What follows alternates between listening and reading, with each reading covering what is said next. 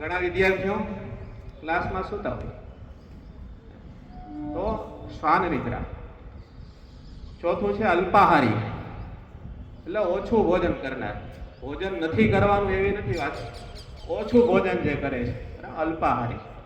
કારણ કે વધારે ભોજન કરશો ક્લાસમાં એને ઊંઘવાના છો, એટલે રુચિકર હોય, પેટને સારું લાગે અને સ્વાસ્થ્ય સારું રહે એટલું ભોજન કરવાનું. અને પાંચમું છે ગૃહત્યાગી. પહેલાના સમયની અંદર બધા જે ગુરુકુળો હતા એની અંદર ભણવા જતા, એટલે ગૃહનો ત્યાગ જ થઈ જતો 12-13 વર્ષ માટે. ઘર ભૂલાઈ જતું, ગુરુ જ એના માતા પિતા બની જતા. પરંતુ એવું સંભવ નથી. પણ અહીંયા તમે 5-6 કલાક જે આવો છો બરાબર, એમાં ઘરનું ચિંતન નથી કરવાનું. ત્યાં સરસ મજાના લાડવા બને છે, એ શ્રીખંડપુરી બને છે બરાબર, એ બધું ભૂલી જવાનું છે. અહીંયા આવીને માત્ર ને માત્ર ભણવાનું છે.